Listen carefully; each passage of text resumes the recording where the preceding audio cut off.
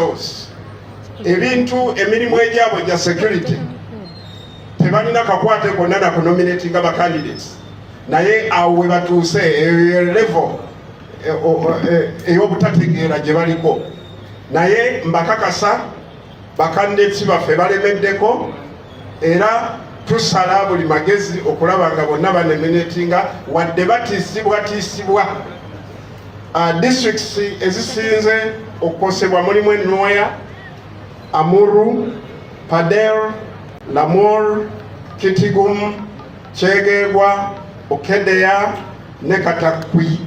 Okutiisatiisa kungi naye bakandidates baffe balemeddeko era tusala amagezi gonna okulaba nga banominatinga. Eyo yembeera kati gye tutambuliramu ng'eggwanga. Mwebale nnyo, mwebale nnyo.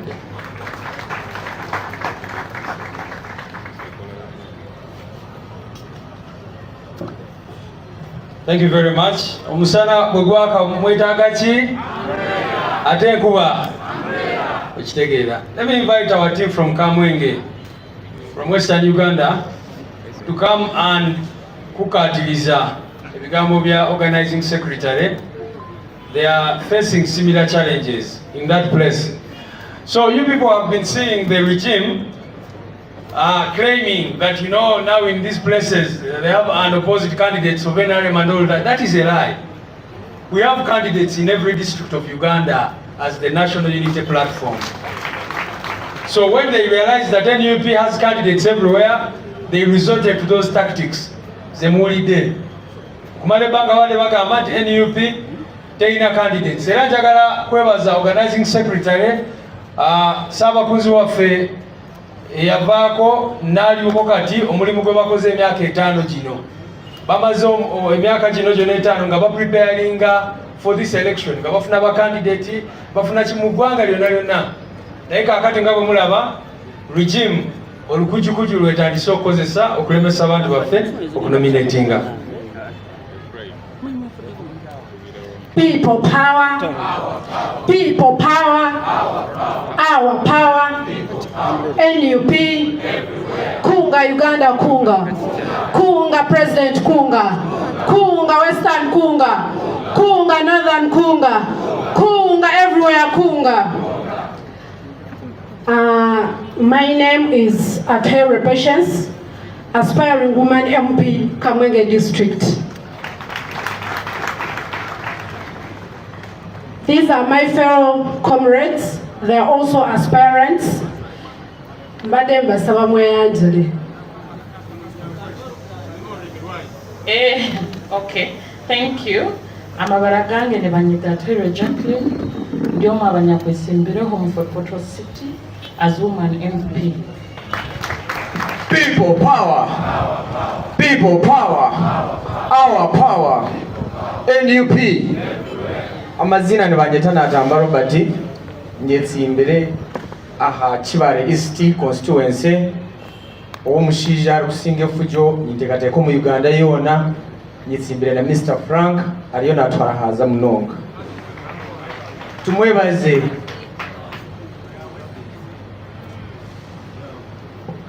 obunabe ninkura hina keshongora kina kuzire nimpura aza ngakora ninkakunda aza ninde nanye nkanyamba munonga ngakora nkurira keshongoro bako eshongora ngo ntwenda change no change tuhize ntwenda change no change tuhize twenda change abanya Uganda nitugamba twenda change no change tuhize itwe Kamwenje nitugamba no change tuhize twenda change ndoza nange views kati ziwede nange banona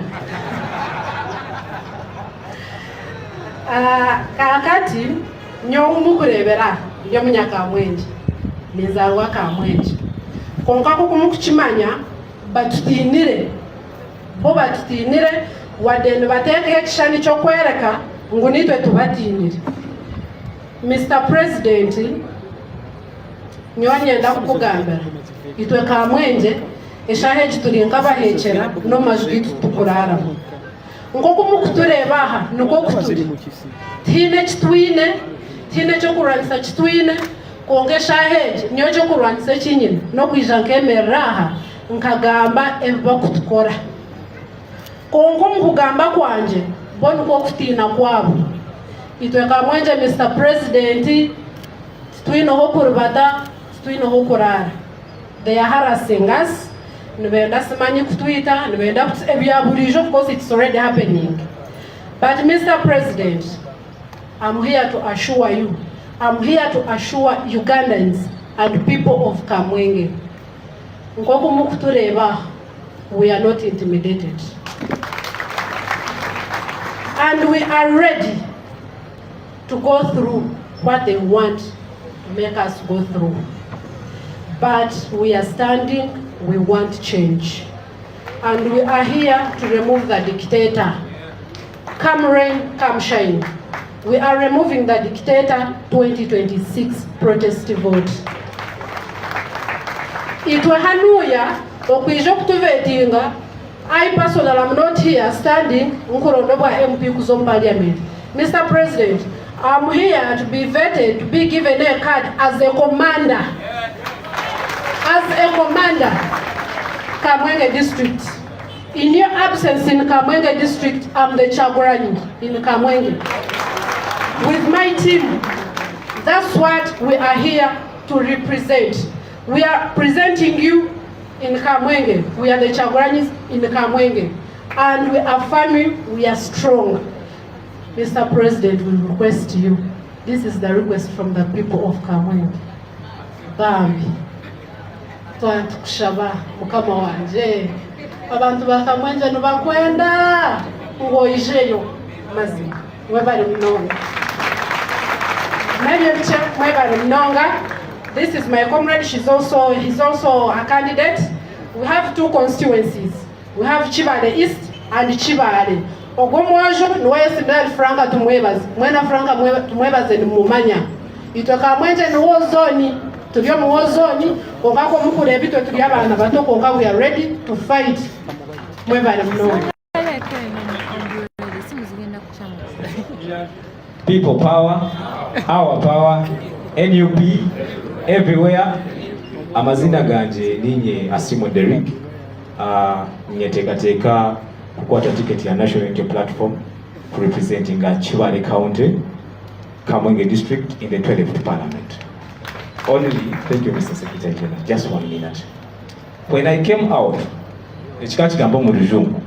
when I came out to declare my intentions to go to Parliament on the NUP ticket, back then last year, the first people to be approached with promises of us being lynched by bangers were my parents. Today, I'm still standing firm if my party trusts me. Now, as a sub-region, we are categorically under attack. First, it was Bobia. Few days ago, it has been Doreen Kaija. We are not stopping soon. We shall be there. To our comrades in incarceration, this is for you. We shall never surrender. Thank you so much. Thank you very much. Do we have comrades from Karamoja who are here for vetting? Stand up, please. You can actually run here from Karamoja. And today we also have a great Sigenda Baita Musonyo. Let me invite, where are the other people from Bunyoro? You can wave to us. Oh yes, you can see all those who are from Bunyoro. Ama, you can say hello to us. Hello, members. People power. Our power. People power. And my name is Chiluk Regina. I'm from Kabong District. Women Member of Parliament, Kabong District. The day when I declared myself as a woman member of Parliament, I went to the returning officer. I picked the form, but I met with the people from the Gizos. I was intimidated. They told me, if you pick a form, we shall work on you. I told them, I will work on you too. Because I had strength, I was determined, I had confidence that I will do the needful for our district. Thank you so much. I came here for vetting. I'm the only person because others are hiding, they don't want to come out. But one beauty is that most of our parish councillors, SPPs, have nominated under our power. You are represented and the youth are ready to vote for our president. Thank you so much. Thank you very much. All the way from Kabong. Please come for a presidential handshake. Our government, if they want to work on her, she will work on them. People power. Our power. Yeah. So because of time, I want to go straight into some of the issues we want to address today. The other issues, those comrades have already talked about, the state of fear and intimidation that we are undergoing as NUP. Our people are being hounded left, right, and center. All of you have seen the new abductions that are taking place and all that, and we want to condemn that in the strongest terms possible. Like we've been telling you people, these things which they are talking about, unlawful drilling, are just an excuse. In the last election, they abducted over 4,000 supporters of the National Unity Platform. 18 of them are still missing up to now. Were they also unlawfully drilling? So we have been making it clear that it's not about unlawful drilling or whatever fake charges they are coming up with. It is just the persecution. That these things are just fake. Look at some of the people they have picked up, including our comrade Waiswa Alex Mufumbiro. On the 12th of February, when they claim he was here doing unlawful drilling, he never stepped here at the party headquarters. He was at a hospital and he came out to talk about that. Comrade Kaija Dorin never stepped here on that day. But the criminal regime, that is a charge they have put against her. Even if you look at the people they go around picking up, so like we've been saying, they just pick NUP supporters and then start thinking about the charges to put on them. Like we said yesterday, for Doreen Kaija, they even slapped her with an offense related to running a private school that is not classified. How shameless, how laughable. You all know that when we started that school, they summoned us at police. We went and told them that the NUP School of Leadership is a department of a political party. Because we call it a school, they started asking, where is the syllabus, who are the lecturers, who is the vice chancellor? Say, do these people even understand what they're talking about? But because they fear us, first of all, NUP is the most organized political party in the country. For them, they are even struggling to build headquarters. But for us, we have a headquarter here, and we even have a school of leadership, and now we have a headquarter in Iganga, and offices across the country. So they say, who are these people to think that they can have all these facilities across the country? And you remember then they raided the school, stole our books and everything. After stealing our books, we thought they had read them, so that they start behaving like leaders.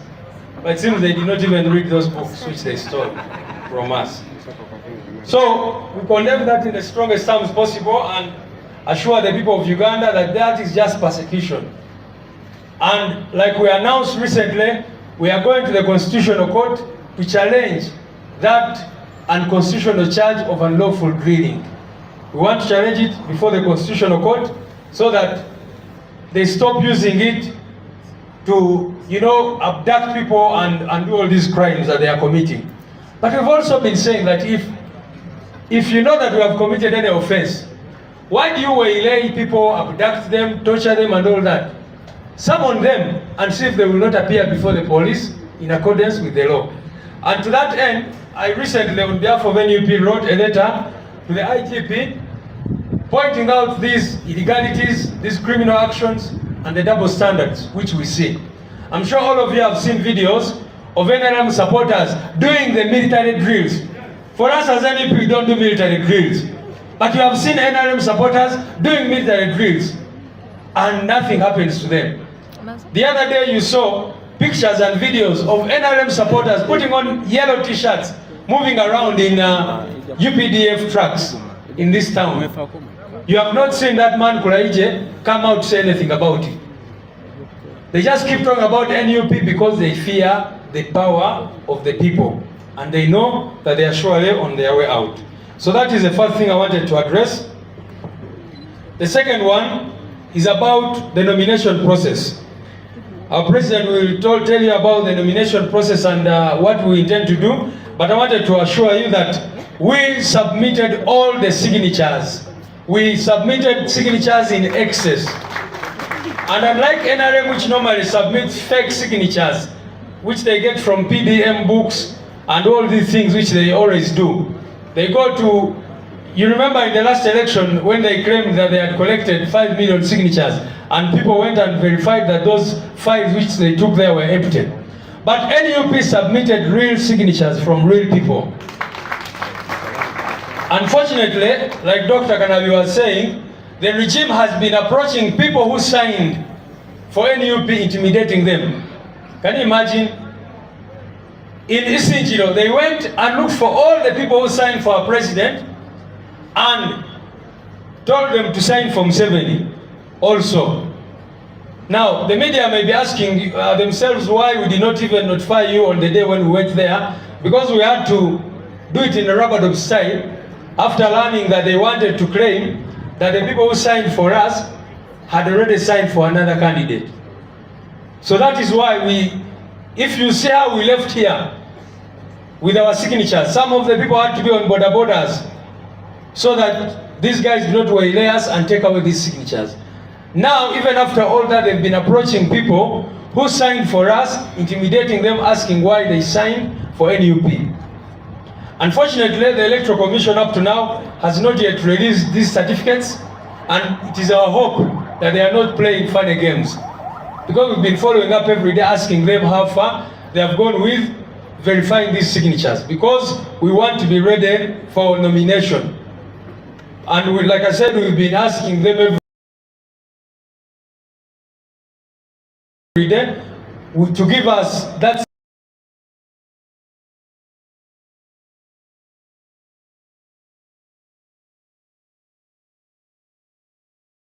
certificate which we need to proceed to pay and all these things. They haven't done that. It is our hope that they are not playing any funny games, because the people of Uganda are watching them. Finally, I want to address the issue of the National Consultative Forum. Ladies and gentlemen, you all know that a few months back, Parliament, in a very bizarre and really criminal manner, amended the Political Parties and Organizations Act. Why do I call it in a criminal manner? Because they did not follow the law in any way possible. They violated all the rules in the book. But they went ahead and passed the Political Parties and Organizations Act amendment. NUP has been in the National Consultative Forum from inception. And the vice chairperson of the National Consultative Forum is Comrade Katana Benjamin, our national treasurer. Previously, it was Mama Jole Muchisha, may her soul rest in peace, who was the vice chairperson of that entity. Parliament amended and against joining limited by guarantee. So we took a stand and said we are not going to join the company, and also gave other reasons why we could not join that entity, which in our view was illegal and not binding on anybody. Then what happened was that because public funds are allocated for political parties through Parliament, they realized that NUP first of all was putting all the money we get to very good use. They realized that we are actually building a real political party in this country, with a party headquarters, with offices, with a functional secretariat, and everything. So when they realized that we have been on the move, they decided to amend the law to say that now IPOD will become an institution under the National Consultative Forum. They made it a department under NCF and said that all political parties with representation in Parliament must belong to IPOD in order for them to get any public funds. They also said that all political parties which are not represented in Parliament are going to be part of what they call the Forum of Non-Represented Political Parties. So that became the law. It became the binding law of the land after passing that law. Although we are challenging it before court, we are challenging the Political Parties and Organizations Act, the amendment, before court on account of the illegalities and also the content. Because we believe that you cannot force someone to be part of something they don't want to be a part of. And like we communicated to you, ladies and gentlemen, public funds for political parties is not just a phenomenon in Uganda. In over 100 countries of the world, political parties get funding. But because of the criminal regime, they wanted to find every way possible to deny NUP those funds. So they amended the law. But now what is very funny, even after amending the law, under that law, it says that the minister, who is the Minister of Justice and Constitutional Affairs, shall make a statutory instrument for political parties to determine whether they want to be part of NCF or not. Now, what Mao did together with the regime, they said no. They did not make that statutory instrument. We are part of NCF, but they have been having meetings discussing things to do with the amended law in complete exclusion of the National Unity Platform, which we protest strongly against. We have written several letters about this matter. All of them are here. Those in the media can access them. We have written to the Electoral Commission.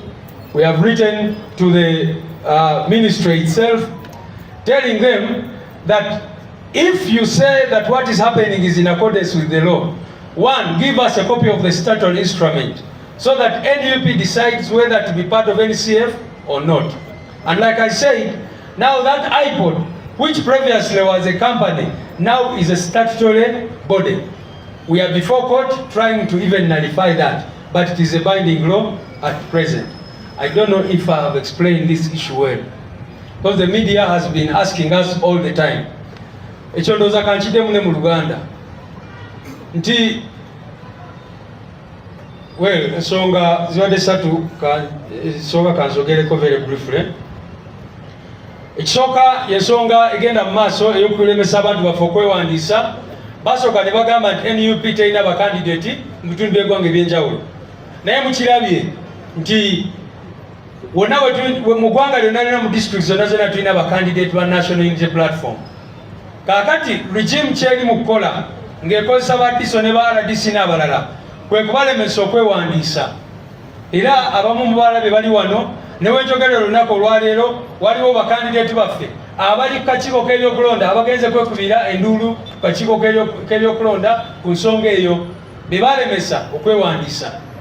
Organizing secretary ababuulidde mu districts ez'enjawulo, e Bukedeya, Katakwi, wonna era babakwata ne babasiba oba ne bajuka ne bagamba gwe lwaki weesimbye ku NUP. NUP tetujagala wano. Oluusi babagamba waakiri funa ekibiina kyonna kyonna ekirala tukuyamba onominatingiremu ekyo. I don't know if our sister Ageno Harriet is here.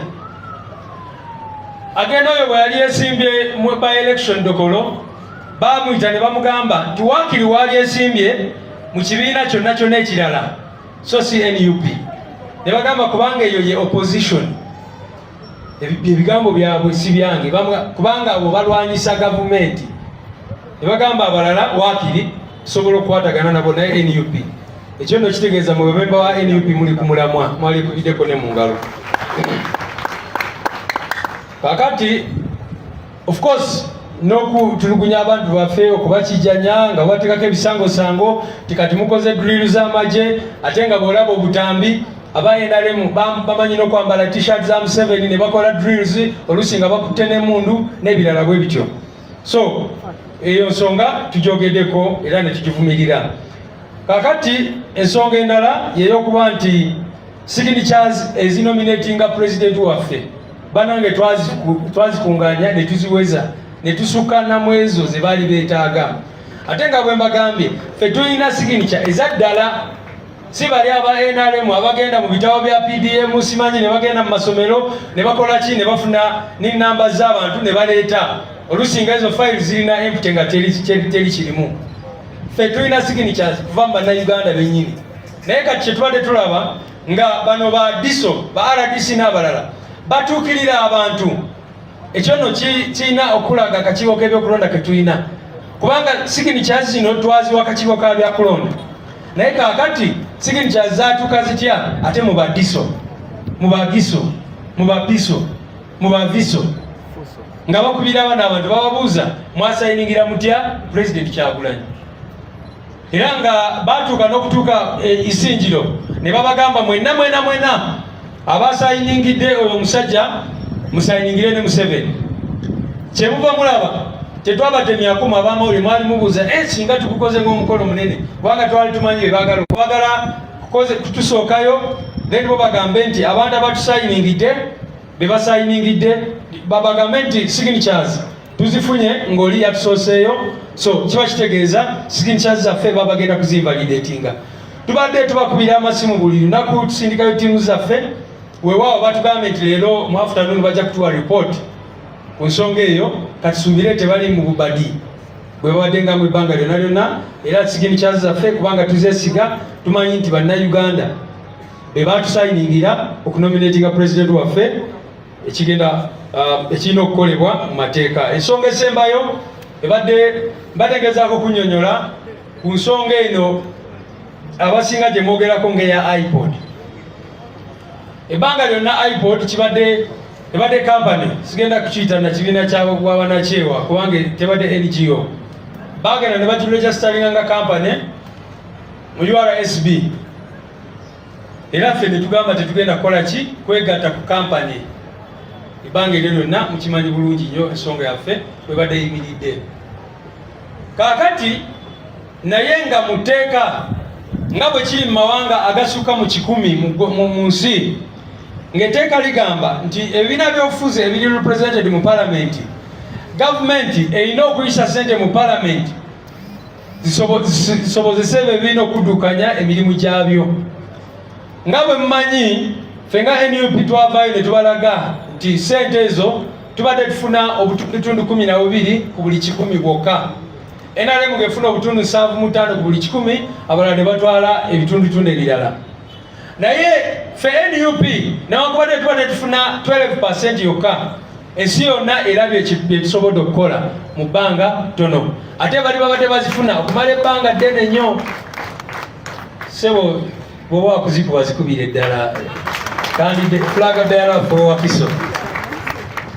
Ate oyo abamu bali wano kubeera vetted naye abalala bakivaamu dda era abakandidate balina nominated. So endugu nebakwata nekola ki? Bwe bamala kulaba nga ebitundu 12 ku buli 10 kye tufuna tubikozesa bulungi nnyo, tubalabisa. Ekigambo ekituufu kwe kubalabisa, kubanga osobola otya okuba nga ofuna 12% ate ng'ozifunidde emyaka mitono nnyo, baba baddewo nga bazifuna emyaka gino gyonna, nobeera ng'okoze bye tukoze nabo basaasira. Kakati endugu ne bakwata ne bagamba naye bano abantu tulina okufuna olukujjukujju lwonna lwe tusobola oyitamu okubalemesa ssente. Naye n'ekirala nga baagala kukola kyonna kyonna ekisoboka okulaba nga tugenda mu kalulu, tubeera crippled ng'ekibiina nga NUP, kubanga obiraba byonna bwe baalaba nga tusemberedde okulonda ne batandika okugezaako tucripplinga mu mbeera eyo. Kwe kuleeta ekyo ekiteekateeka kye baleeta mu palamenti okukola ennongosereza mu tteeka erifuga ebibiina by'obufuzi lye bayita Political Parties and Organizations Act. Etteeka eryo twaliwakanya nnyo olw'engeri gye balireeta n'ebyo ebiri mu tteeka eryo, kubanga etteeka eryo teryagoberera mateeka bwe bali balireeta. Era tuli mu kooti tuliwakanya, naye ate ffe ng'abantu tumanyi nti lyetteeka eririwo kati olunaku olwaleero.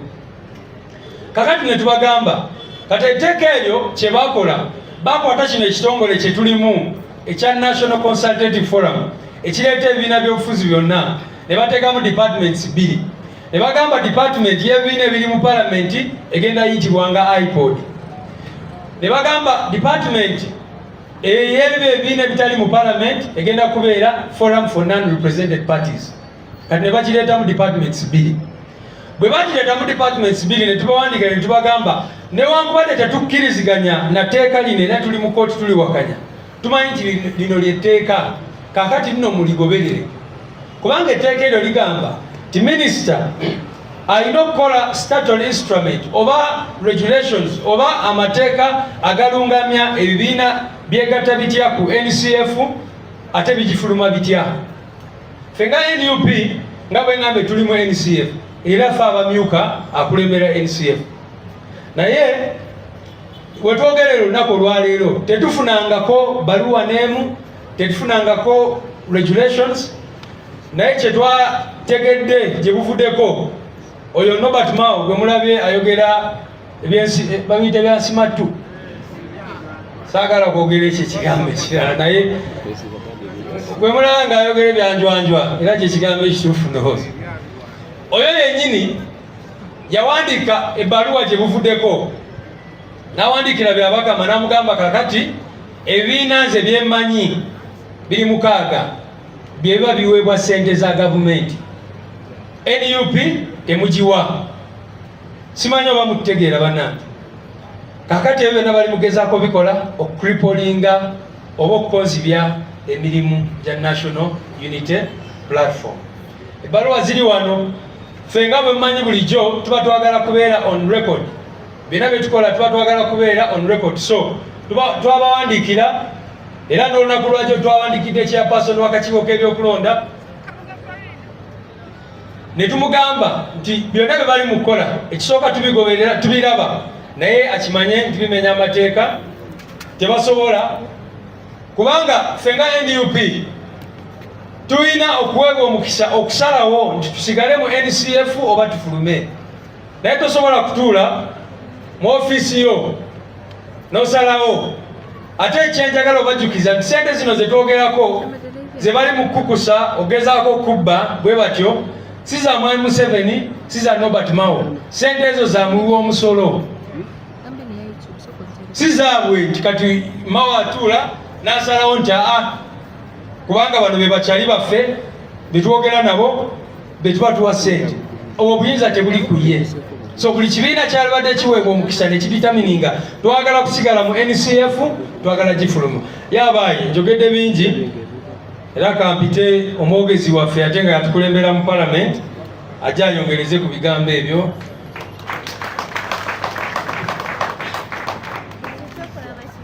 Kanyebole ku manvuuliyo. President bamanyi oluganda olwakabi manvuuli manvuuni ninvuuli.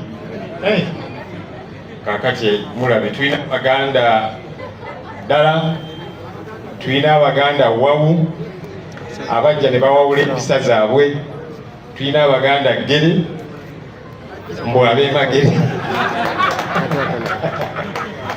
Abaganda nakabala n'abalala. People power, our power.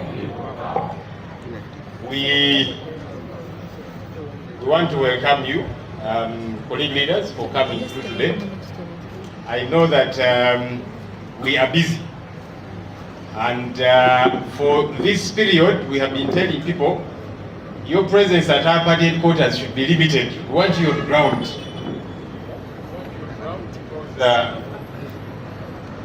You're being asked for the ground, so you have got to be on ground looking for that ground, and that's very important. But we appreciate you, those that have been able to come. Others have come for vetting, including our Deputy President for Central. You see, he's very smart. He came with his bag.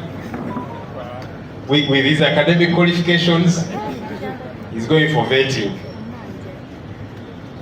Just to emphasize one quick issue, we of course have been seeing the abductions.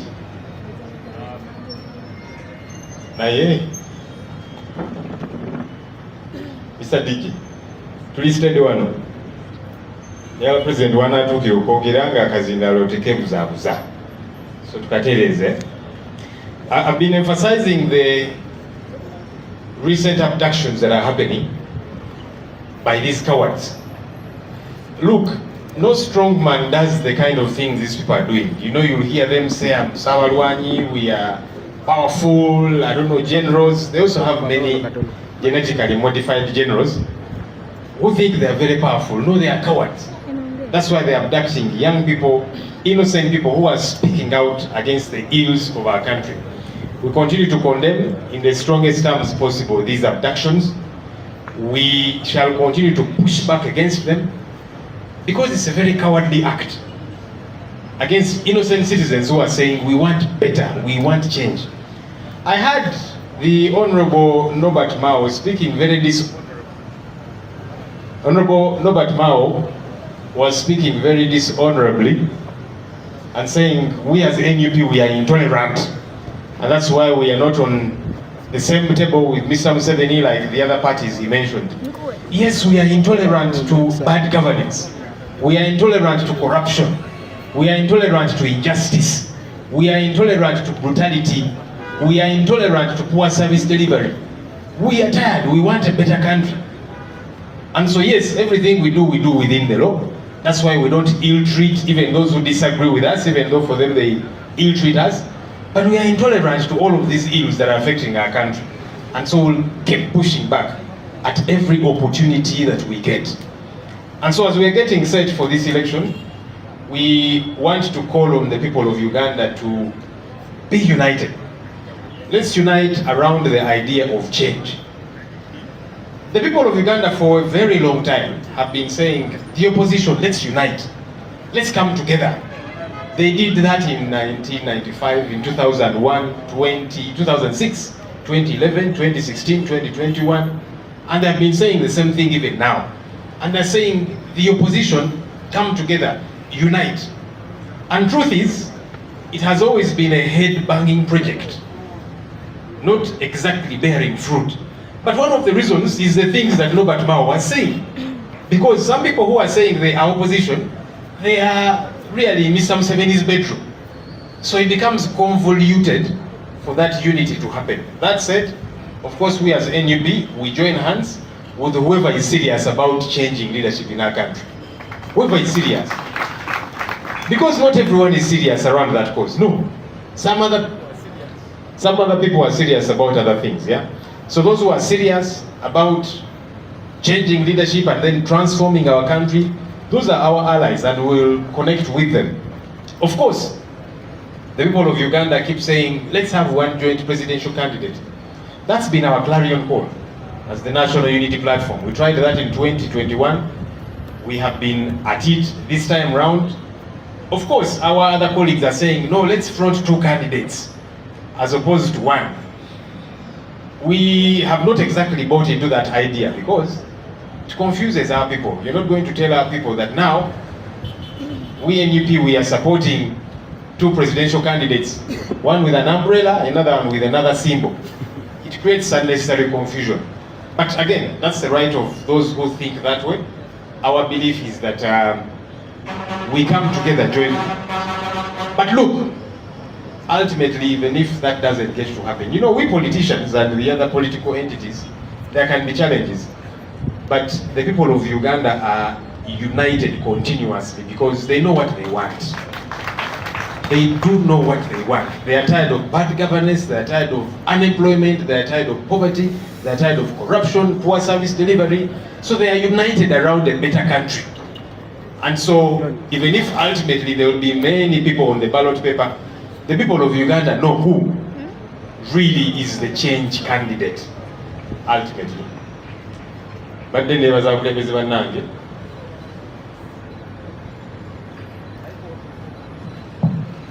iPod yes, jabadda jogedde Kenyo.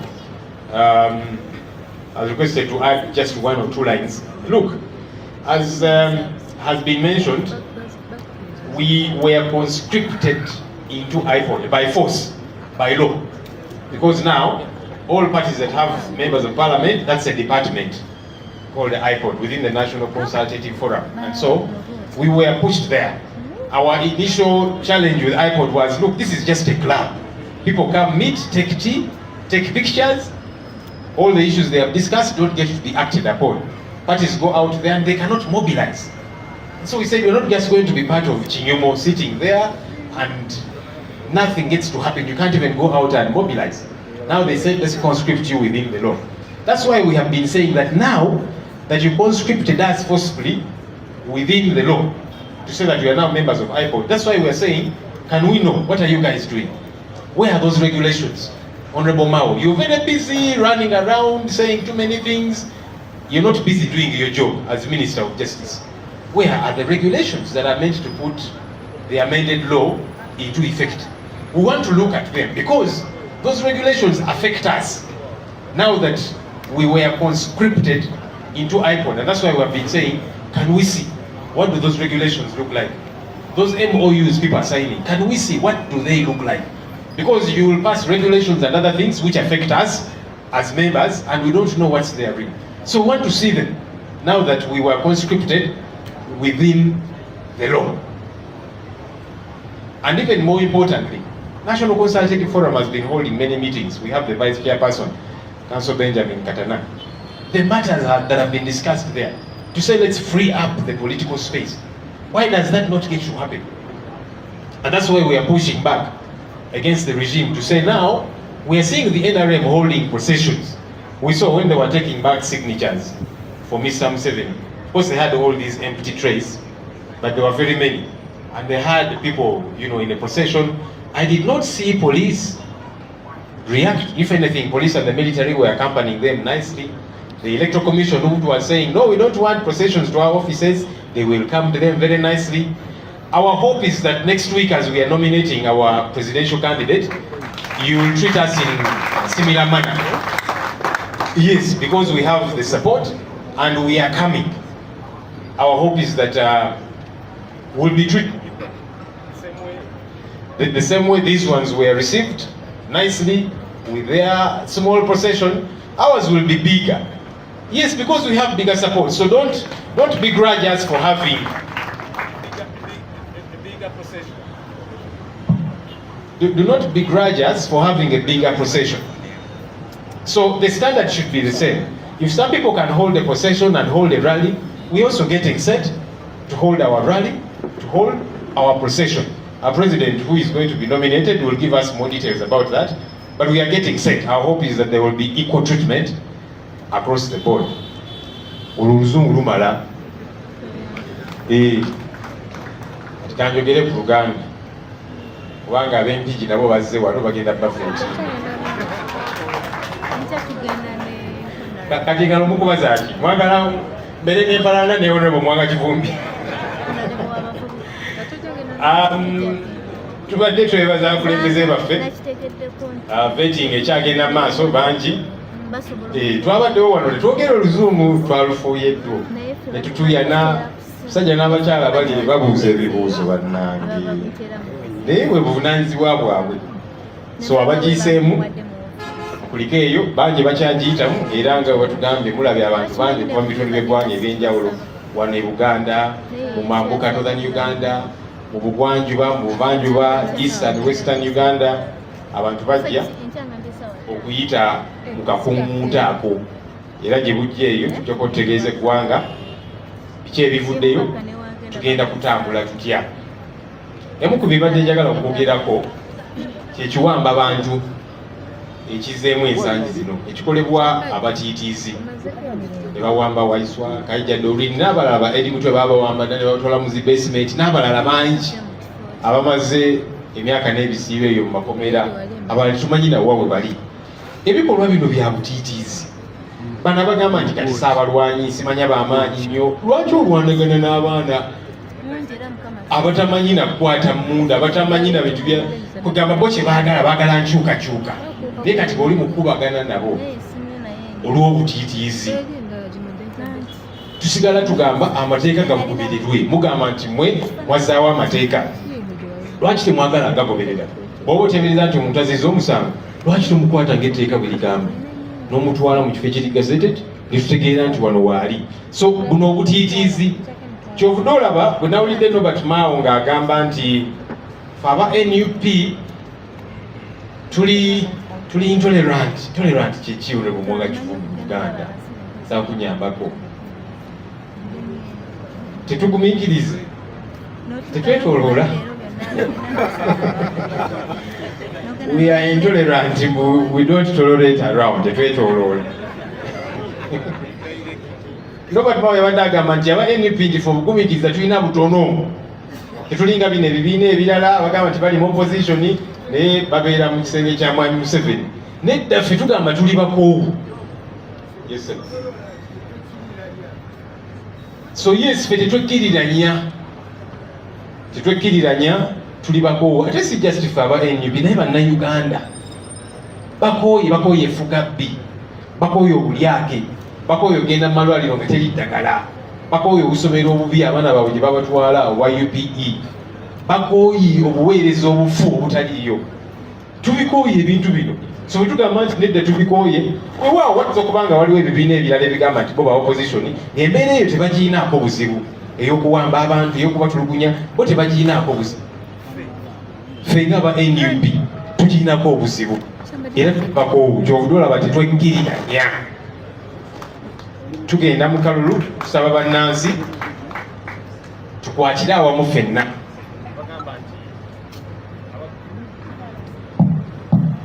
Kazindalo kano kantambi tutereze tufuna akalala President kanayogererako ya.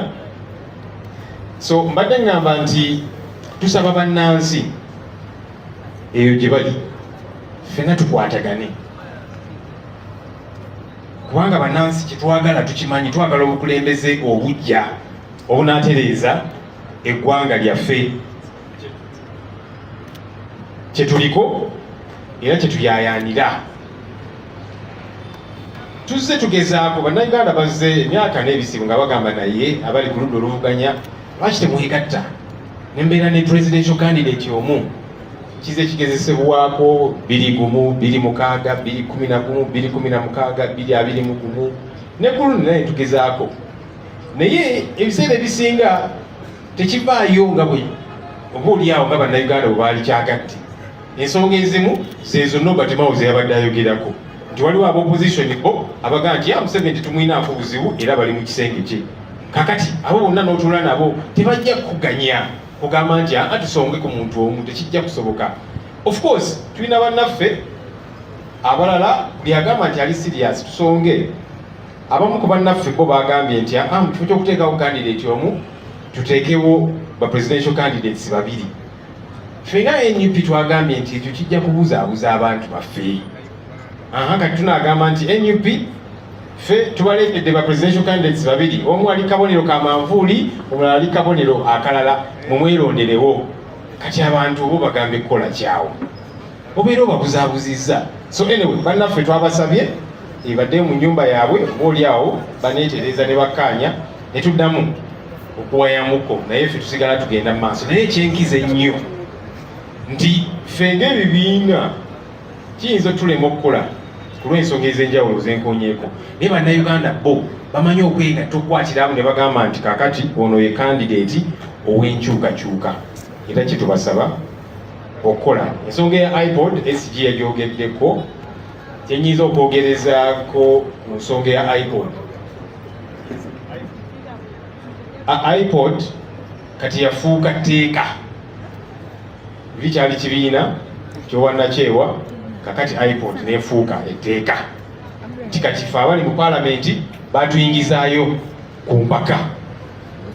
Bwe guli bwe gutyo tuzze tugamba Norbert Mao, Minisita wa Justice, mu kifo ky'okwetoloola oli en'okola bino na biri, kola omulimu gwo gw'olina okuwandiika regulations ziri watwagala zitunulako, kubanga regulations ezo zitukwatako engeri gye mwatuyingiza mu iPod ku mpaka mu tteeka.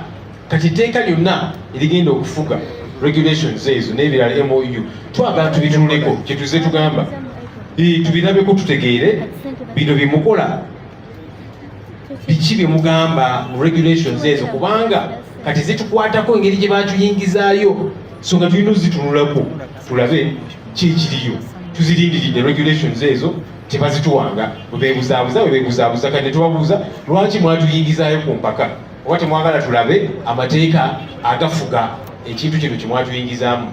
Tubirindiridde era tukyabibanje, twagala okuzitunulako ezo regulations kubanga zitukwatako ffenna nga bannansi, kati lyafuuka tteeka. Singa kiri bwe kyali ekibiina ky'obwannakyewa kya High Court nga bwe kyali kati tteeka, etteeka eryo weewaawo tuli mu kuliwakanya mu kkooti, naye kati lyeririwo. Twagala tutunuulira regulations ezo tutegeere kiki ekirimu. Bane munzikirize ebigambo byange bikomyawo. Kampite Deputy President owa Buganda Region ajja atubuuzeeko. Okay, akyali mu kusomasoma agenda for vetting, agenda kwogera dakiika ntono. Soma nno ebitabo nno Honorable Mwanga Kivumbi, abantu abo tebasaaga, bali serious. Olanda tuyaniddeyo. Let me invite our Deputy President in charge of Western to come and speak to us.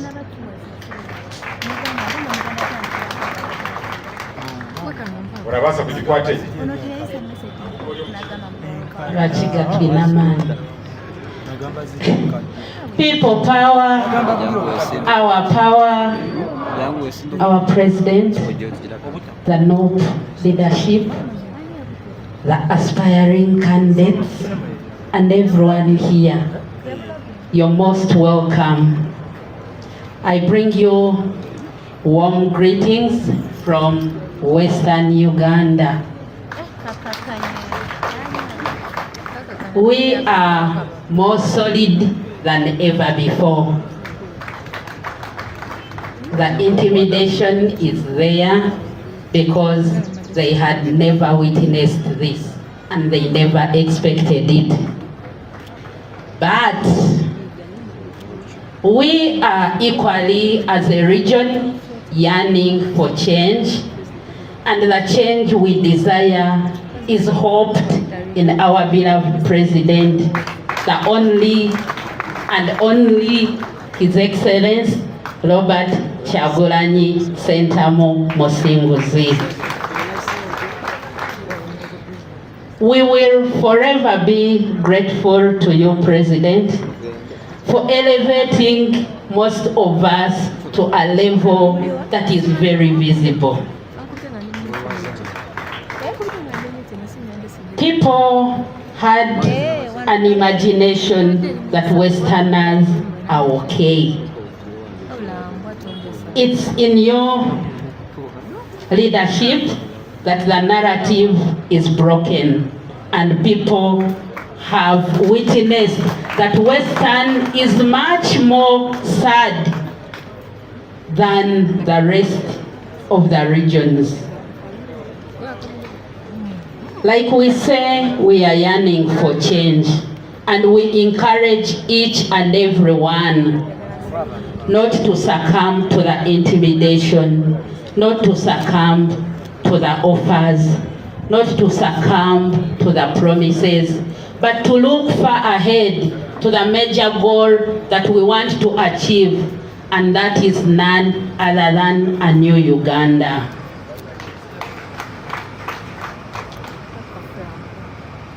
Briefly, to abomu Western Uganda, netusiima munonga president witu ahabwa okutwereka ngu nikibaasika netubaasa kwehayo omu bwebembezi kandi n'okwihaho enteekateeka ya bingi kugira ngu omu Western tuli kurungi.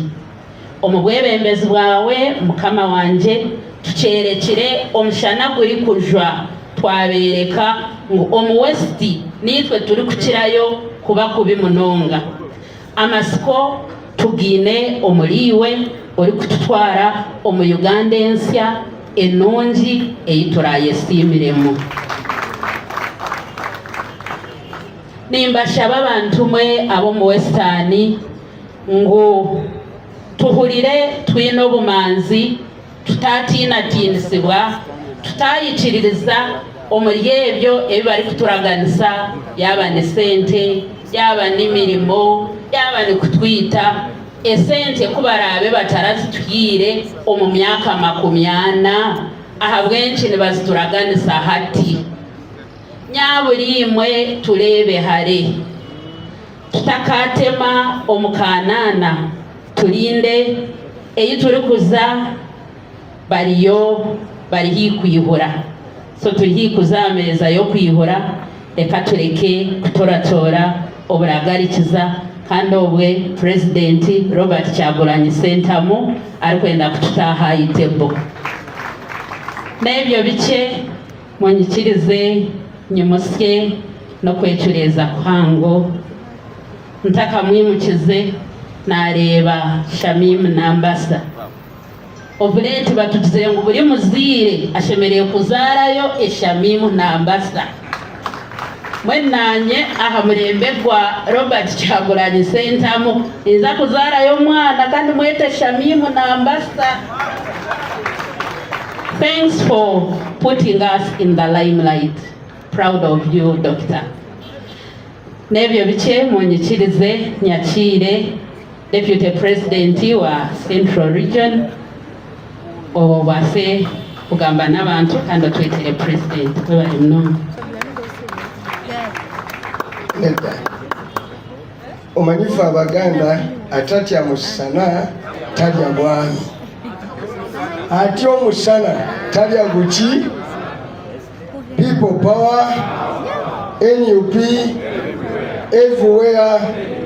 Omulimo ogwange mwangu is to warm you up a little bit and invite the President. Mr. President, allow me make one small clarification. Margaret Thatcher was Prime Minister of Britain, very eminent. In a cutthroat politics of UK, there was the need to draw a middle line between the far right and the far left. This is the statement she made. She said, in seeking for compromise, we should never surrender our vintage point of principled politics. Because today, it cannot be a nobody man for all intent and purposes, portraying us as intolerant.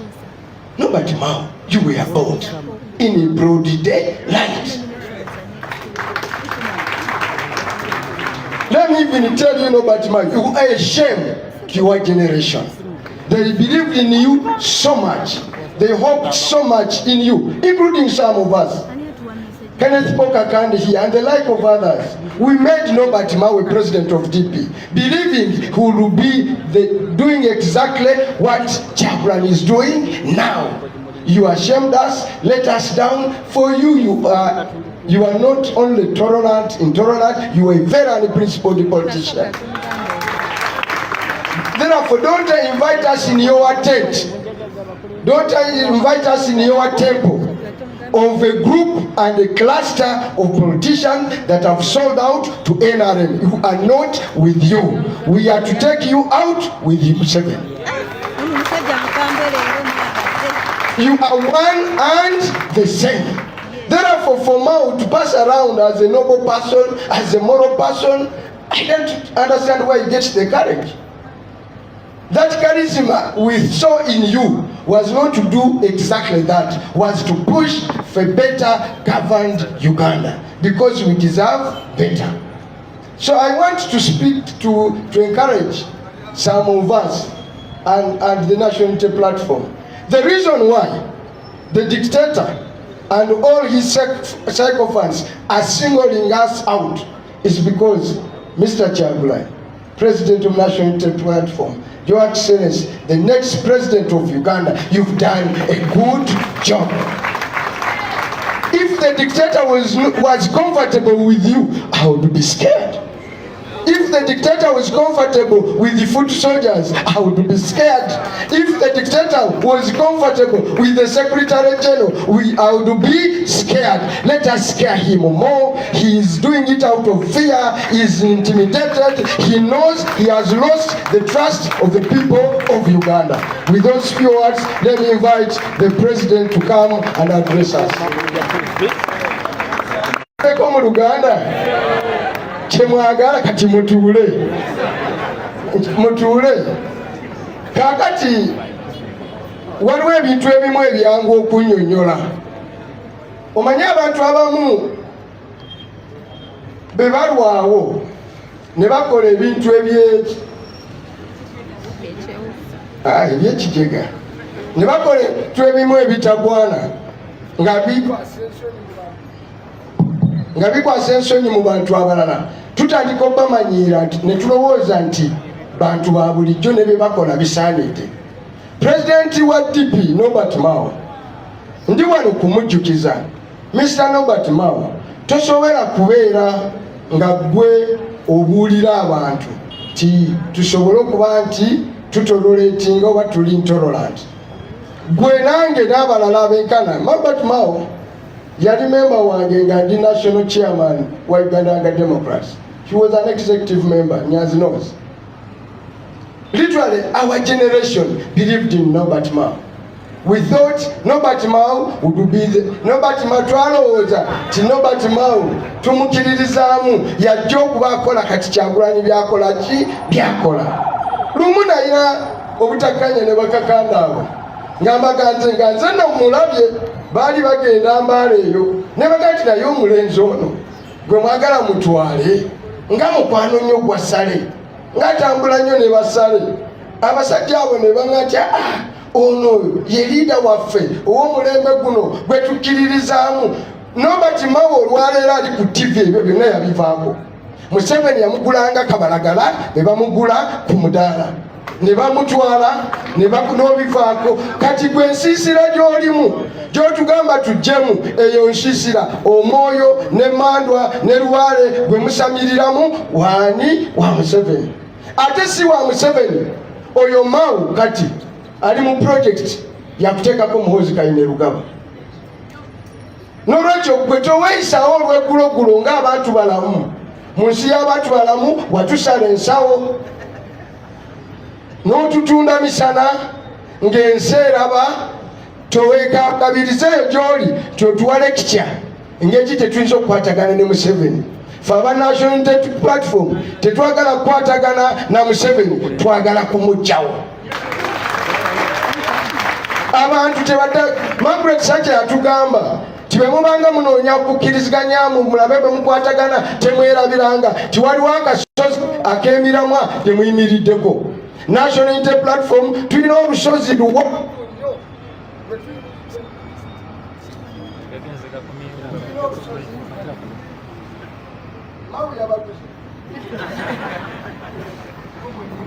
guno tulina olusozi lwetuyimiriddeko akatuuti kanene akaffe kagamba Museveni ne bafaanana nabo tulina obatwala nga kaguddeyo bafoot soldier. Museveni baba abazoganya mazima gali nti temumuzoganyizza. Abali mukomera Museveni baba abazoganya kiri nti Museveni mumuzoganyizza n'atya kati ali awo amanyi ekijja kijja nga tugenda okuzaako President of Robert Kyagulanyi Ssentamu Museveni tugenda kutwala nga kaguddeyo. Wadde Mao ali naawe wadde nani abo bonna boli nabo wagula bagule tebakukkiririzaamu naffe tetubakkiririzaamu si baffe muli ba Museveni mugende naye nannyini mufu yakwata awawunya Museveni awunya mumutwale n'ekivundu kye. People power, our power. Kale kati munzikirize mu kuzungu. I take this opportunity to invite the next president of the Republic of Uganda, Robert Kyagulanyi Ssentamu.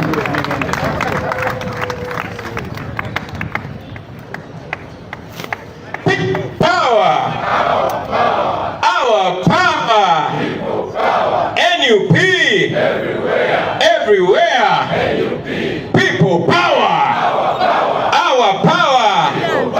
Waiswa Mufumbiro now. Free Doreen Kaija now. Free Eddie Mutwe now. Free Achille Chivumbi now. Free Smart now. Free Wakabi Smart now. Free Machete now. Free Kalanzi Sheriff now. Free Kanti Rogers. Yes, free all political prisoners now. Thank you very much, ladies and gentlemen. Please take your seats. Kanti Rogers, you are a very unavoidable face whenever you're in a place. Very nice to see you, my brother. We have so much belief and faith in you. Thank you very much, Comrade Deputy President. You represented my thoughts, and I believe the thoughts of many other comrades. I was listening to you very attentively, and I was moved indeed to see the president of the Democratic Party saying democracy has no place in Uganda. It is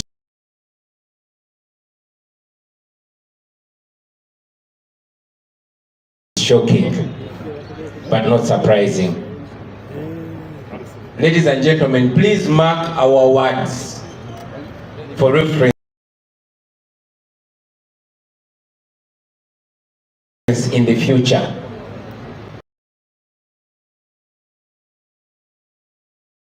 Norbert Mao has a very popular quote. He said, when you are paid to be a fool, your intelligence ceases to matter. This is a gentleman that inspired us when we were young. We watched him when he was a Democrat, when he was president. Only that I wish somebody talked about the salaries of the most important service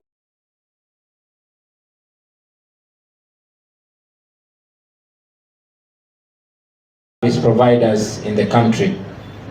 The men and women in uniform, soldiers, police officers, prison officers, the teachers at all levels, and the health workers. We said it during our campaign.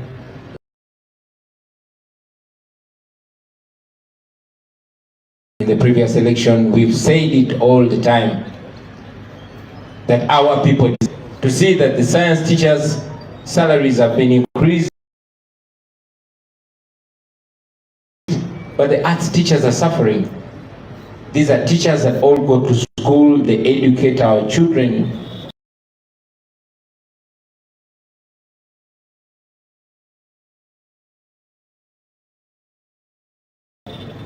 They bring up citizens, useful, noble citizens that will help our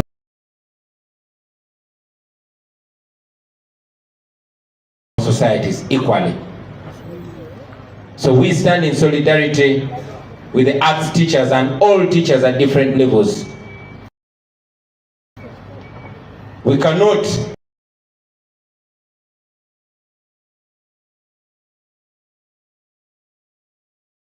demand from the regime because we know they want to do it.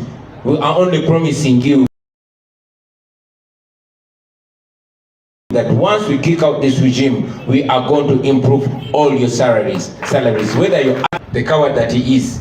When we started talking facts and truth to the men and women in uniform, we promise to increase all their salaries, not just the senior officers, all of them. And I want to reiterate it now to all of you men and women in uniform, soldiers in UPDF, police officers and prison warders. The lowest salary for you is going to be 1 million upwards at the right time. Ladies and gentlemen, I'll also make a comment about the plight of Ugandans. I mean, it's because of this humiliation that our people go through. To find a university graduate on a chapati stall, on a border stage, or any other low-income initiative is not their desire. It's because the regime has humiliated them and reduced them. Many of you have seen a documentary on BBC where Ugandans, young men and women, are taken abroad, particularly to the UAE, and humiliated and sold as slaves, sex slaves for that matter. This has been going on for the longest time. It is going on and it will continue going on until we stop it. That is why we have to change the situation back home. We have to change home so that home is worth calling home. I will not talk about the iPod. I will not talk about the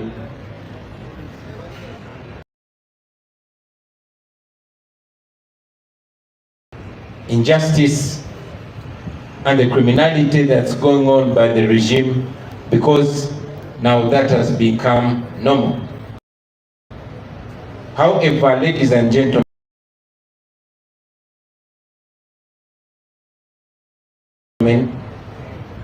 because the time has come for us to put an end to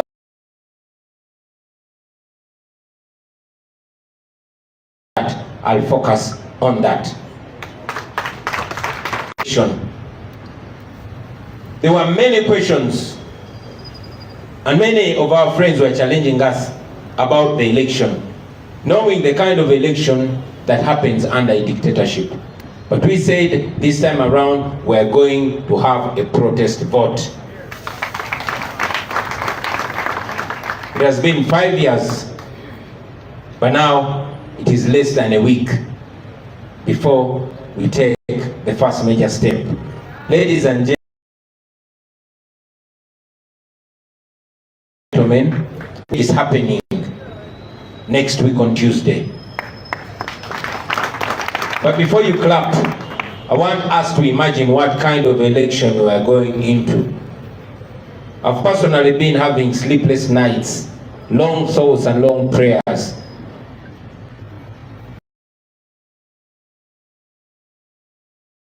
Praying for myself, my comrades, my family, and my country. Why? Because the kind of election that we are going into, ladies and gentlemen, is no usual election. It is war.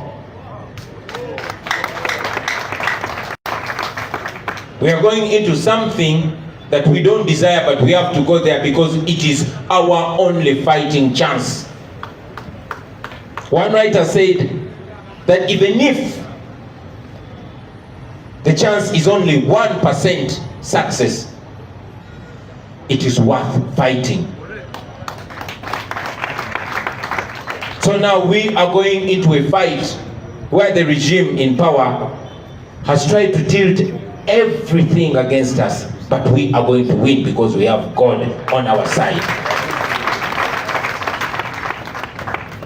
So the kind of election that we are going to do, ladies and gentlemen, if any of you had doubts, if any of you didn't know what we are going into, I'm sure you watched Museveni's Minister for Justice and Constitutional Affairs, Norbert Mao. For a long time we've been telling you, ladies and gentlemen, that the regime is not strong on its own. It cannot enslave us unless if it uses us or some of us.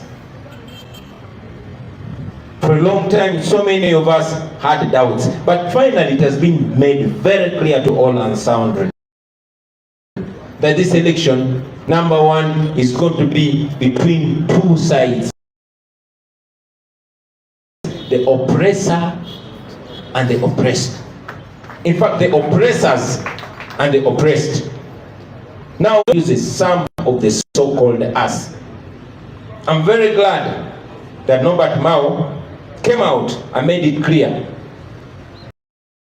that Museveni's NRM is in collaboration with 5 other groups, and he mentioned them, and you know them.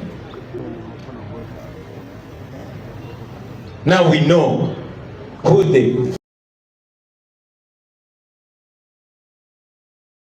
friend is and who the enemy is. And when somebody shows you who they are, believe them and act accordingly. I'm glad in Uganda they call it a Mando Yawanika. But Mao, and thanks to him, he came finally and gave credence to what has been spoken for so many years, that indeed we have some fake opposition amongst us. He made it clear. And he said this, we are going to defeat you again like we did in 2021. But this time around, we are rallying Ugandans to take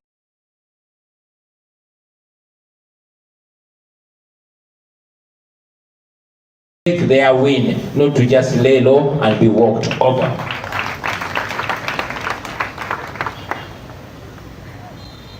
To Museveni stooges, we see you, we know you, and we shall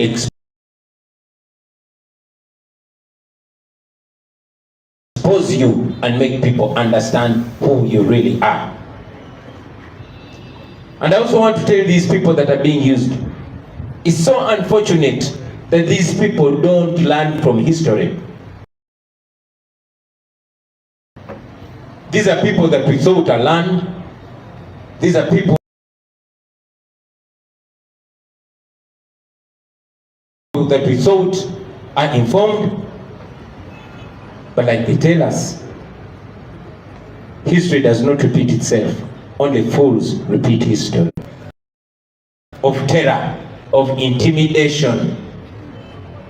We saw him coming out to say, no, the future of Ugandans is not going to be determined by election. That means the future of Ugandans is not going to be determined by Ugandans.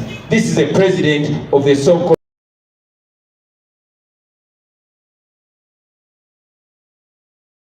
Democratic Party, undermining democracy and saying democracy has no role in the future of Uganda. I saw him saying this is going to be a silent election. You're joking, my brother. We shall speak, we shall shout, we shall scream. We're going to get our freedom, or we shall die trying to get our freedom. And even if we die, we shall face you through our posterity. Because we did not start this. This started long before us. This will go on long after us.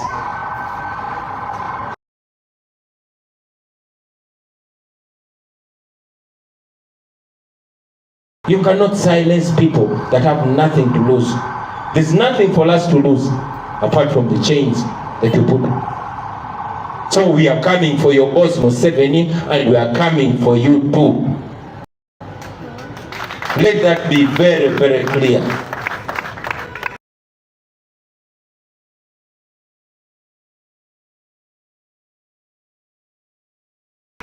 To our comrades, the genuine freedom fighters, will stand. For us, we've set off. It is all beginning on Tuesday. Tuesday is going to be the 23rd. I will be nominated to represent the National Unity Platform to run for President of Uganda. Yes, there's every effort to silence us. There's every effort to deny us contact with the population. but we shall overcome everything. We shall speak to the people and we shall campaign. General Museveni is also nominating on the same day, and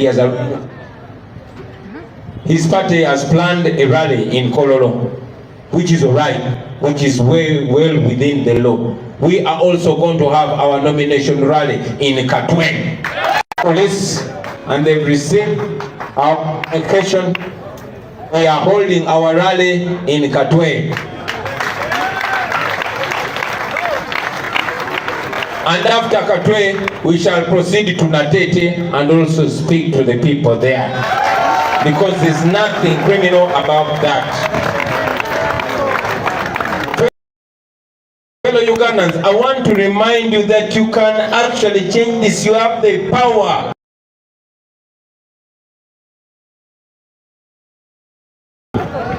You have the ability. You can change this. And you can change this now. So let us change it, and let us change it now.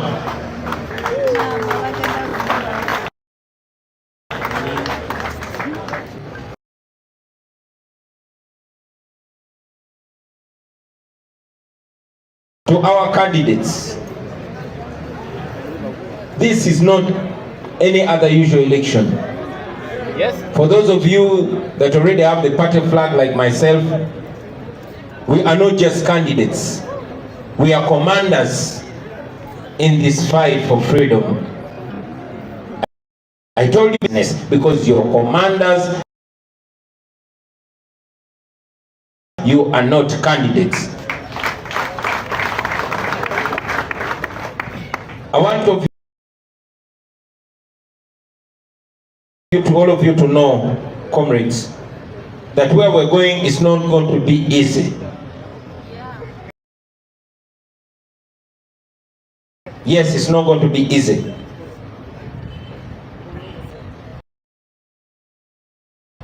There's going to be pain. That's the bad news.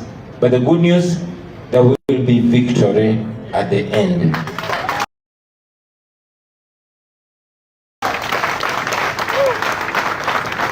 They are going to harass us. They are going to beat us. They've already started arresting and of strength. Those are signs of weaknesses. Samora Machel said that if you see the enemy praising me or being nice to me, then know I've sold you out. When you see them harassing us, know that we are touching where we're supposed to be touching. We shall touch there more and more and more. So we are going to go through pain, but we are going to win. We are going to win. I know personally, we have information they intend to isolate me. Those who are scared, go back home. Those who are not ready for pain, please go back home.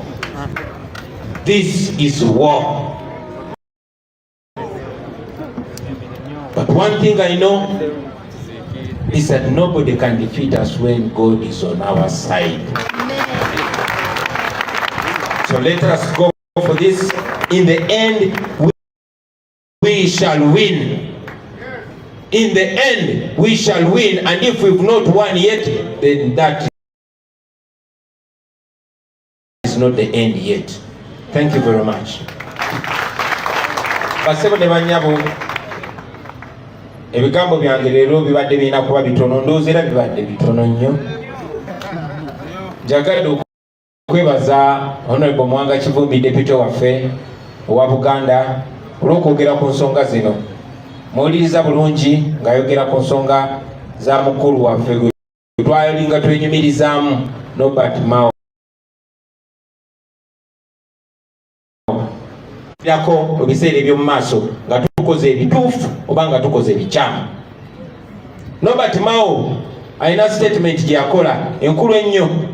Yagamba nti bwe bakusasula okufuuka omubuyabuya, then okutegeerako ne bw'oba otegeera nnyo okuba tekukyalina mulamwa. Yali musajja ategeera ennyo.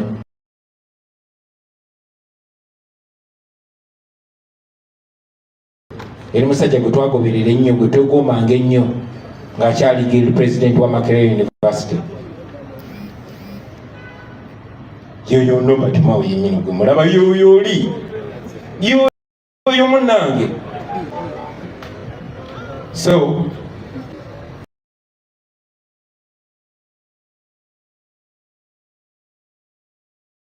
tujja kusaasira ye naye tujja kusaasira ab'eŋŋanda ze abako n'ab'emikwano.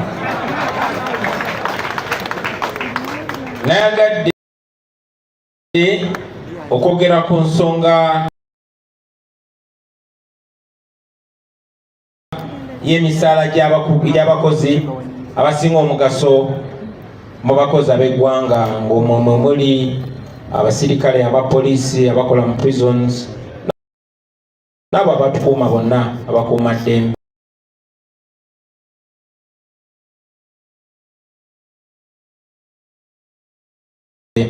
Mwe muli abasomesa ku mitendera gy'amazima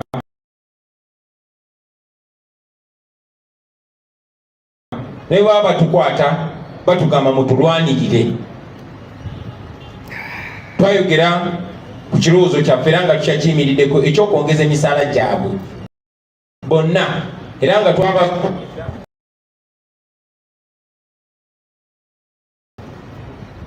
my check twabasuubiza era nga ekyo ekisuubizo kikyayimiridde nti bonna bakuumaddembe abasirikale, abapoliisi n'aba prisons ajja okusinga omusaala ogwa wansi. Omusaala okutandikibwako kujja kuba gwa $1,000,000 n'okugenda waggulu. Tumanyi tekyo kyaba bategeera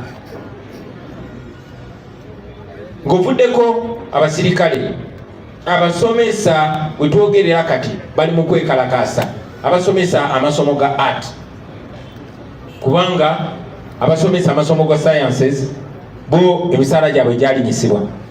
Aba arts ne batanyisibwa. Ne bano abasomesa bayita mu mbeera y'emu, basomesa abayizi be bamu, balina omugaso gwe gumu mu ggwanga. Kya buswavu nti n'abo abafuga eggwanga lino nga mwe muli ne Museveni banyuma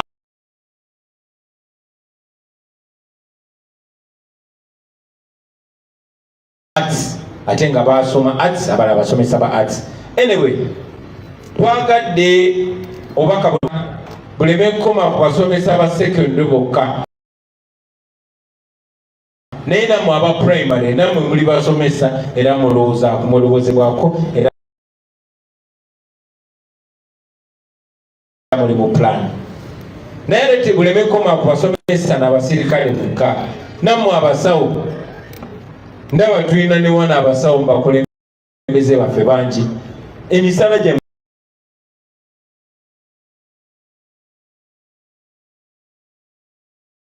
gigenda kwongezebwa era mukube nnyo ekikopo kuba mwe mulidde empanga.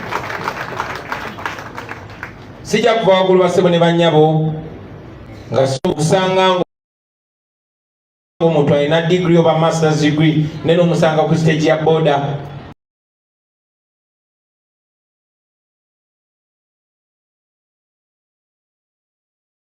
oba n'omusanga ku mudaala gwa chapati oba n'omusanga mu mirimu egiri wansi bwekyo kyeyasomerera.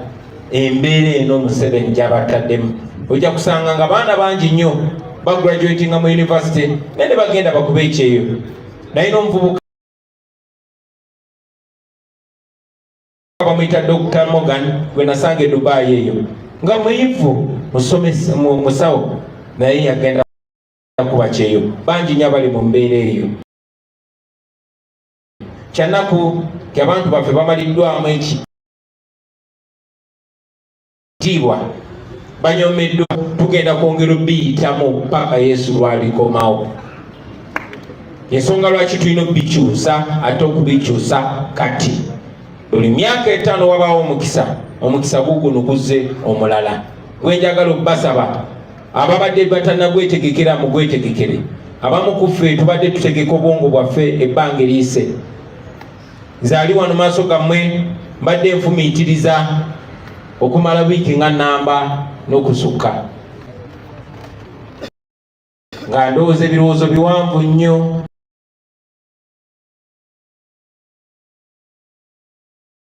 nga nsaba essaala mpanvu nnyo nga nfumiitiriza nga ndowooza okulonda ki kwe tugendamu. Mulaba naffe bangi nnyo ba Frank Senteza n'abalala babatemulira mu maaso.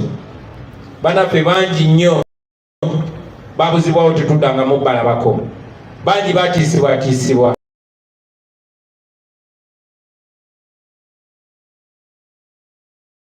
Bangi basobezebwako. Abalala bakyali mu makomera. Bino byonna byakolebwa tusobole okupowa, naye twagaana okupowa era tetugenda kupowa. Gye buvuddeko navaayo ne neesobolayo. Njagala obbeebaza mwenna abanzikiririza mu bisuubizo bye nali mpadde National Unity Platform, era njagala okwebaza ekibiina kyaffe ekya National Unity Platform olw'obwesige. Bassebo ne bannyabo, yenze kennyini gwe mulaba agenda otwala Museveni akaasa. Era nga njagala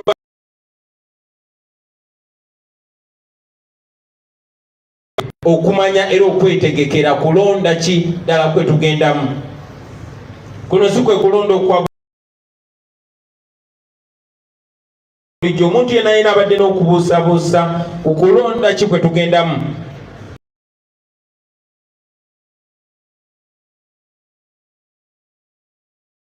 Okwogera kwa Minisita Museveni gwe bayita Robert Mao mwakulabye. Era okwogera okwo kukumala okumanya buli kimu kye batulowoozaako na kye bapulaninga. Eky'omukisa omulungi titumaze ebbanga nga tubagamba nti abatunyigiriza si b'amaanyi nnyo, naye ekisinga obba w'amaanyi n'enkizo kuba nti batuliira munda, kuba nti balina bannaffe oba betulowooza oba betwali tulowooza nti bannaffe abajja nga bambadde nga ffe nga mboogera nga ffe ne ggwanga nti mu gurupu yaabwe balimu ebibiina 5 n'ekitundu.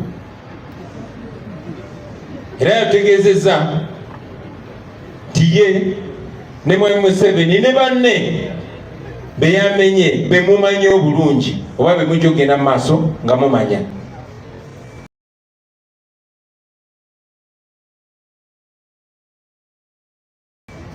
Bali ku ludda olwagala okukuumira Uganda mu mbeera gy'erimu. Yayongedde kittaanya nti Uganda erimu ebibwayi 2, ekyabanyigiriza n'ekyabanyigirizibwa. Kya mukisa mulungi nnyo kyabanyigiriza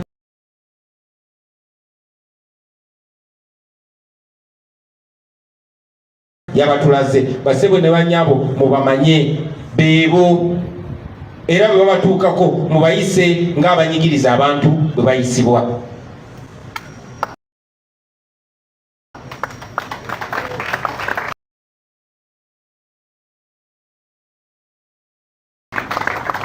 Njagala okusinziira wano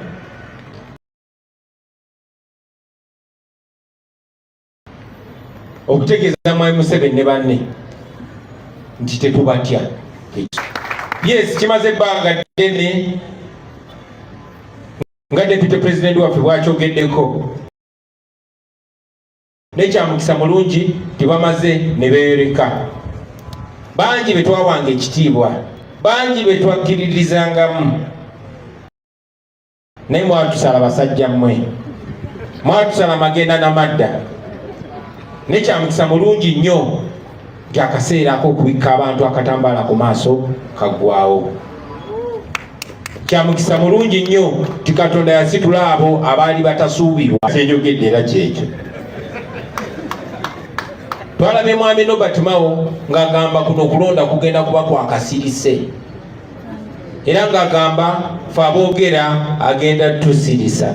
Njagala mutegeeza nti ffe abamu okusirika mpozi nga tuli mu ntaana ate nga buli omu ajja kugendayo nammwe abalowooza nti mwe bakatonda. Kyanaku nnyo okulaba nti abantu abayogeranga ebyensa kati ate beekendezezza ti omuntu eyali nga ye pulezidenti wa ekibiina ekyeyita Democratic Party kati agamba democracy talina kifo mu Uganda era alina n'obuvumu obugamba nti ebiseera bya Uganda eby'omu maaso tebigenda kusalibwawo kulonda n'olw'ensonga eyo tebigenda kusalibwawo bannayuganda. Oyo mumugambe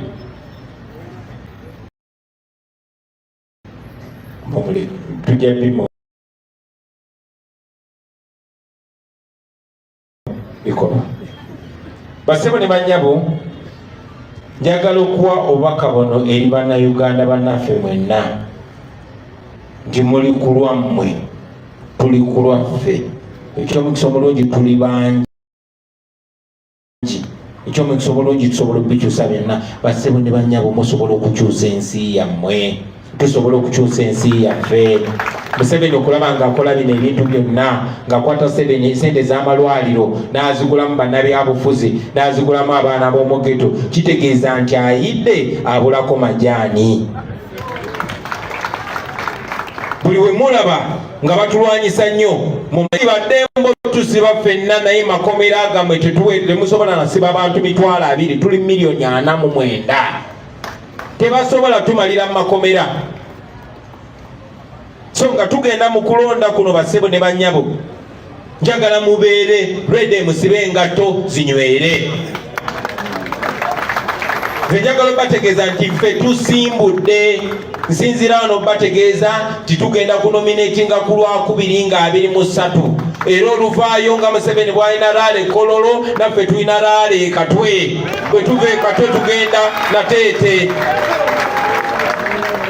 Bannayuganda mwenna musobola kino kikola.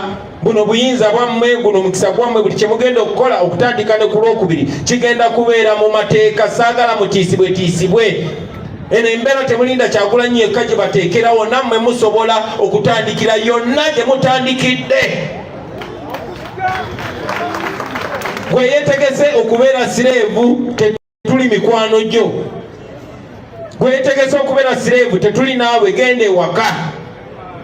Oyo akyekkomera, bino biveemu, bino bya ddala, ffe tugenda mu bya ddala. Nze ng'omuntu nkimanyi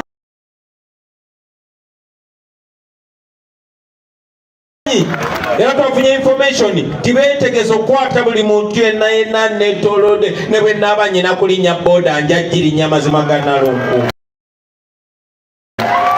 Temugenda kisatisa, temugenda kutusayira ensinga. Mwenna bannayuganda mbabuulyanga pulezidenti gwe mwalondera gwe mugenda okuddamu okulonda. Obuyinza bwabumpa nange mbubawadde, buli omu alina obuyinza. Bano abantu babaginako obuyinza tebaba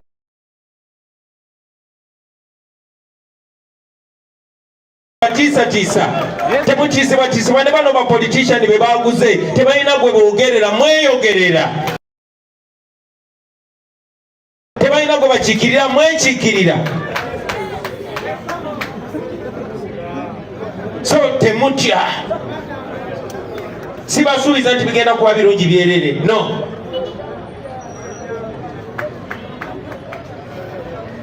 Kuno okulonda kugenda kuba kwa ntuuyo, kugenda kuba kwa maziga. Kiri eri ggwe okusalawo amaziga oba entuuyo, kuba byonna bitungununa.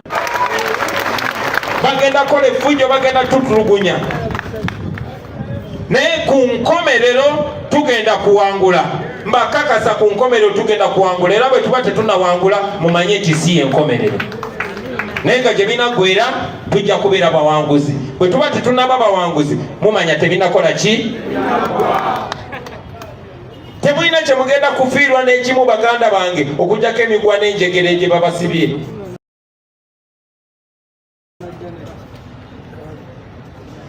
temulina kyemufiirwa. Ababanyigiriza balina sente zammwe, balina obugagga bwammwe, balina eddembe lyammwe, okusingira ddala balina ebiseera byammwe eby'omu maaso. Tugende tulwane twenunule. Bwe tutenunula tewalibaawo omuntu yenna yenna gwe tugenda kwekwasa tetwerwanako. Tukole buli kye tusobola baganda bange. Bwetyo wali gwogenda kunnyonnyola twagezaako ne tulemwa. Kuno kuwangula oba kuwangula. Eky'omukisa omulungi amateeka gali ku sayidi yaffe. Eky'omukisa omulungi abantu bali ku sayidi yaffe. Eky'omukisa omulungi obuntu. Eky'omukisa omulungi Katonda ali ku sayidi yaffe. N'olw'ensonga eyo tugende bassebo ne bannyabo tunominatinga ku Lwakubiri nga 23. Bwe tuva ku nomination tujja kwogerako eri abantu ekatwe ku kisaawe nga Museveni bajja okwogera n'abawagizi be e Kololo. Twategeezeza poliisi era ebbaluwa gye balaze yiino twagiwandiikidde dda poliisi ng'amateeka bwe galagira. Njagala kuva waggulu bassebo ne bannyabo nga mbakakasa nze ng'omuntu sigenda kuwanika, naye naawe tokisuubiza nze, kyesuubize ng'omuntu, kyesuubize ng'omuntu nti togenda kuwanika, kyesuubize ng'omuntu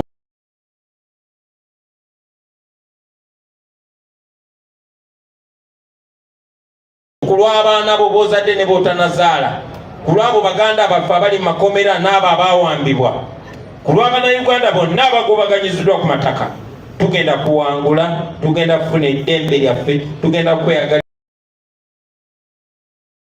mu nsi yaffe. Oba Museveni ayagala oba tayagala, oba abo bakozesa bonna baagala oba tebaagala. Tusimbudde tetugenda